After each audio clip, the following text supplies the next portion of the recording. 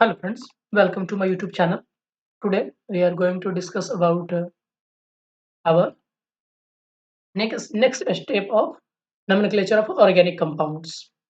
तो पिछले क्लास में हम लोगों ने रूट वर्ड और प्राइमरी सफिक्स और फंक्शनल ग्रुप के बारे में देखा था। आज हम प्रीफिक्स के बारे में बात करेंगे। हमने देखा था कि पहले रूट वर्ड लिखते हैं, राइट? पहले रूट वर्ड लिखा जाता है,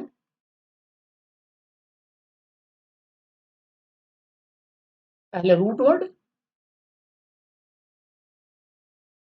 उसके बाद हम सफिक्स लिखते हैं, प्राइमरी सफिक्स। उसके बाद सेकेंडरी सफिक्स में क्या आता था? फंक्शनल ग्रुप आता था। अब यहाँ पर फंक्शनल ग्रुप भी कई तरह के होंगे, प्राइमरी फंक्शनल ग्रुप होगा, कुछ सेकेंडरी फंक्शनल ग्रुप होगा।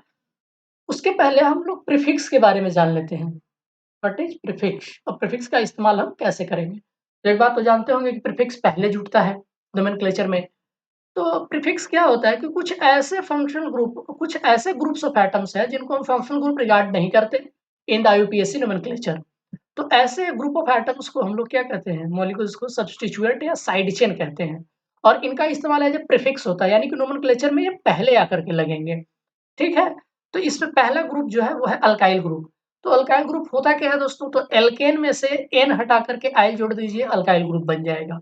और ये होता क्या है? एल्केन से एक हाइड्रोजन कम होता है। एक हाइड्रोजन निकाल दीजिए तो वो क्या बन जाएगा? अल्काइल ग्रुप बन जाएगा। जैसे मीथेन में से एक हाइड्रोजन निकाल दीजिए तो क्या बन जाएगा? Methyl group. अगर इथेन में से एक हाइड्रोजन निकाल दीजिए, 3-3 6 हाइड्रोजन है, तो यहाँ अगर 5 हाइड्रोजन है तो इसको इथाइल ग्रुप कहेंगे।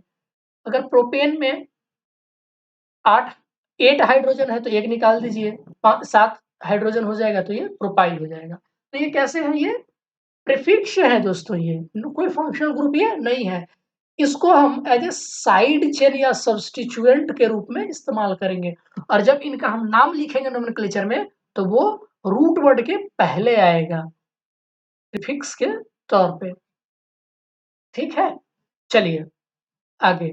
कहता है कि कुछ फंक्शनल ग्रुप ऐसे हैं जिनको हम प्रिंसिपल फंक्शनल ग्रुप रिगार्ड नहीं करते। अब मान लीजिए कि एक ही कंपाउंड में एक से अधिक फंक्शनल ग्रुप आ गए, तो किसको हम प्रिंसिपल फंक्शनल ग्रुप माने? जो दोस्तों प्रिंसिपल फंक्शनल ग्रुप होता है वो नोमेनक्लेचर में सबसे लास्ट में आता है। प्रिंसिपल फंक्शनल ग्रुप ये होता है आपका सफिक्स, ये होता है आपका रूट वर्ड और ये होता है आपका प्रीफिक्स। तो अगर एक से ज्यादा फंक्शनल ग्रुप है तो उनमें से हम किसी को डिसाइड करेंगे। ये एक सीरीज होती है जो हम आगे बताएंगे अभी कि किसको हम प्रिंसिपल फंक्शनल ग्रुप मानेंगे।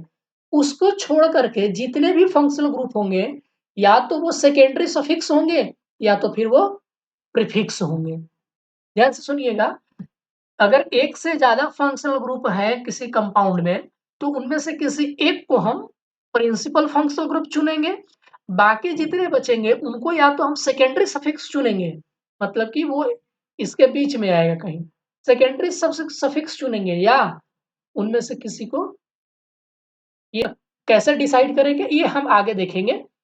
तो उनमें से किसी को हम प्रीफिक्स के तौर पे इस्तेमाल करेंगे। तो आपके सामने कुछ एग्जाम्पल दिया हुआ है कि जैसे हेलोजन होते हैं, उनको एज ए साइड चेन के रूप में इस्तेमाल किया जाता है।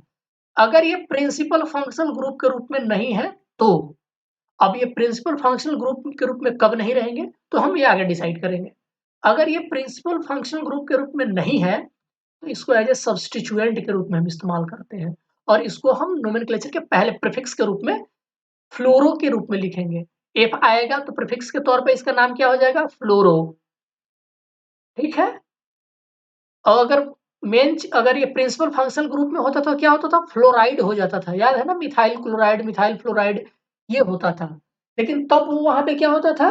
प्रिंसिपल फंक्शनल ग्रुप होता था। लेकिन जब ये प्रिंसिपल फंक्शनल ग्रुप नहीं रहेगा, एज ए सब्स्टिट्यूएंट के रूप में आएगा, साइड चेन के रूप में आएगा, तब उसका इस्तेमाल हम प्रीफिक्स के रूप में करेंगे और उसका नोमेनक्लेचर वहां पर फ्लोरो हो जाएगा। क्लोरीन रहेगा तो क्लोरो हो जाएगा, ब्रोमीन रहेगा तो ब्रोमो हो जाएगा, आयोडीन रहेगा तो नाइट्रो हो जाएगा, सॉरी आयोडो हो जाएगा। अब अगर नाइट्रो ग्रुप रहा तो उसको नाइट्रो कहेंगे, एमीन ग्रुप रहेगा तो एमीनो हो जाएगा नोमेनक्लेचर। याद है कि जब एमीन प्रिंसिपल फंक्शनल ग्रुप में रहता था तो सिंपली आप रूट वर्ड में क्या ऐड कर देते थे, एमीन ऐड कर देते थे।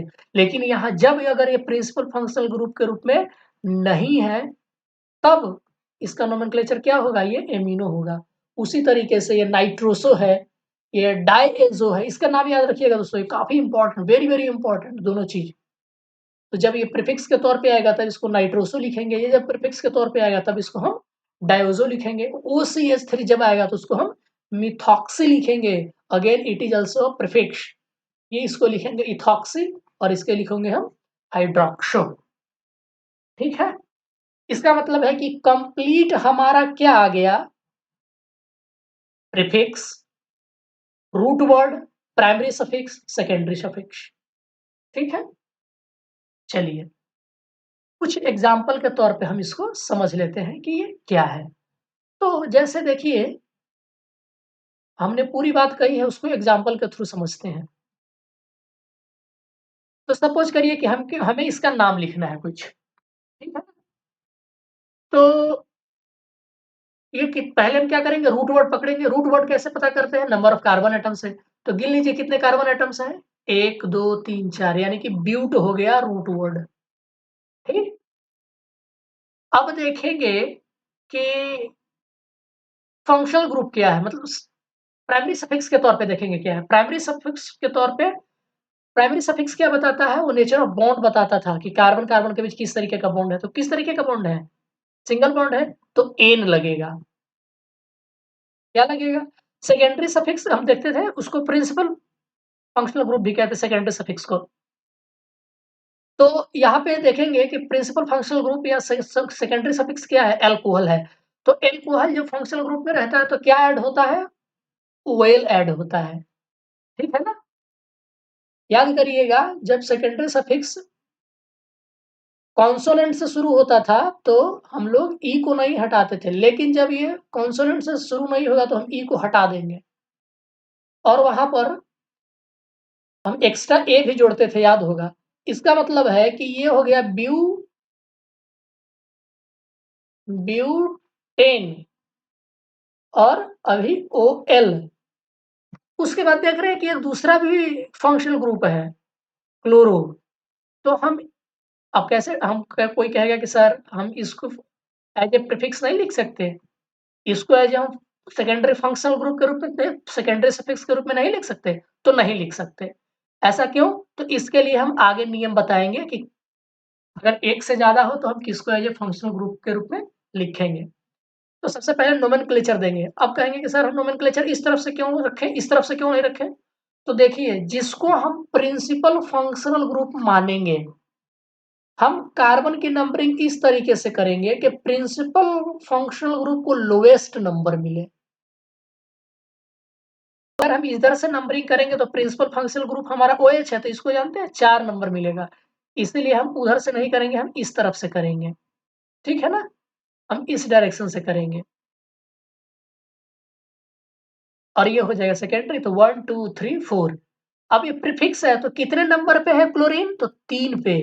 तो तुम आपका प्रीफिक्स हो जाएगा 3 क्लोरो। क्या हो जाएगा, 3 क्लोरो। याद रखिएगा जब भी हम नंबर देंगे उसके बाद हाइफन देंगे, 3 क्लोरो ब्यूटेन, यानी कि 3 chloro plus but plus an plus OL। तो अब पूरा नोमेनक्लेचर क्या हो गया, 3 क्लोरो ब्यूटेन। अब एल्कोहल ये कितने नंबर पे है, फर्स्ट पोजीशन पे है तो 1 ऑल। जब भी डिजिट और अल्फाबेट की बात आएगी तो दोनों के बीच आपको डैश देना होगा, बिना डैश लिखेंगे अगर नंबर देंगे तो वो गलत हो जाएगा। ठीक है, ये बात है। तो हम इस तरीके से नोमेनक्लेचर करते हैं और ये हमारा पूरा रहा नोमेनक्लेचर का तरीका। अब इसमें एक से ज्यादा साइड चेन रहे तो उसका नोमेनक्लेचर कैसे करेंगे, तो उसके लिए दोस्तों हम अभी आगे रूल्स पढ़ेंगे। IUPAC जो दिया है ढेर तरीके, IUPAC ने जो नोमेनक्लेचर के रूल्स दिए हैं उसको पढ़ेंगे। फिलहाल हमारा इतने से काम चल जाएगा, हम लोग जब उसकी ज़रूरत पड़ेगी तो हम उसके बारे में पढ़ेंगे। ठीक है ना? एक एग्ज़ाम्पल और कर लेते हैं हम। जैसे देखिए उसमें क्या था, एक तो सिंगल बॉन्ड था, ठीक है? अब यहाँ देख लीजिए, इसका नाम नोमेनक्लेचर करना है हमें, तो पहले कार्बन गिनेंगे। हम रूट वर्ड क्या लिखेंगे, तो रूट वर्ड 1 2 3 4 5 कार्बन एटम्स है, तो रूट वर्ड क्या हो गया, पेंट हो गया, 5 carbon atoms, paint plus.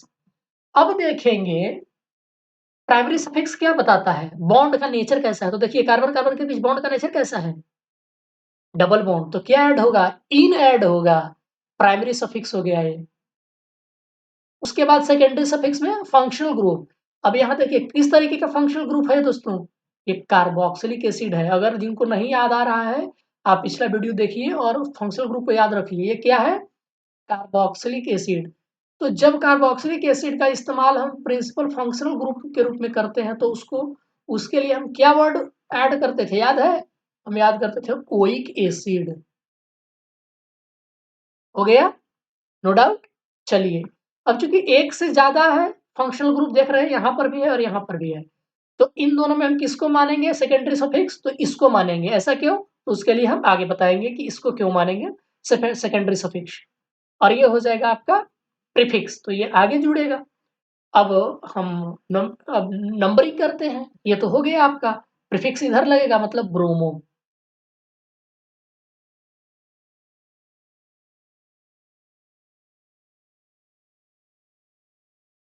Bromo हो गया, ठीक है। अब हमने याद कहा था कि जब आप देख लीजिए कि जब ब्रोमीन का इस्तेमाल प्रीफिक्स के तौर पे होगा तो उसका नाम नोमेनक्लेचर कैसा होगा, ब्रोमो हो जाएगा। अब हमें नंबरिंग करना है, तो नंबरिंग इस तरीके से करेंगे कि जो आपका सेकेंडरी सफिक्स है उसको लोएस्ट नंबर मिले। तो अगर आप इधर से करते हैं तो नहीं मिलेगा ना लोएस्ट, इसीलिए हम यहीं से शुरू करते हैं, 1 2 3 4 5। अब देखिए ब्रोमीन का नंबर कौन सा मिला, 4, और ओइक एसिड को कौन सा मिला, 1। तो चलिए 4 ब्रोमो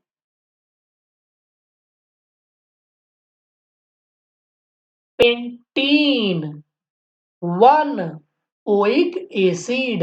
अब देखिए सेकेंडरी सफिक्स है, वॉवेल से शुरू हो रहा है, तो ई क्या होगा, हट जाएगा, ध्यान रखिएगा, 1 ओइक एसिड। ये हो गया हमारा नोमेनक्लेचर। ठीक है ना दोस्तों, तो हमने नोमेनक्लेचर देख लिया। जिनको नहीं आ रहा है वो बार बार इस एग्जाम्पल को ध्यान से पढ़िए और देखिए क्या होता है। तो हम आगे पढ़ेंगे हाइड्रोकार्बन्स के बारे में कि डिफरेंट डिफरेंट तरीके के हाइड्रोकार्बन्स क्या क्या होते हैं, मतलब कि एल्कीन्स कितने तरीके के होते हैं, क्या होते हैं, अल्काइंस क्या होता है, एल्केन क्या होता है, सबके बारे में हम विस्तार से पढ़ेंगे। ठीक है, तो आज की वीडियो के लिए बस इतना ही। मिलते हैं नेक्स्ट वीडियो में। वीडियो देखने के लिए आप सबका बहुत बहुत शुक्रिया।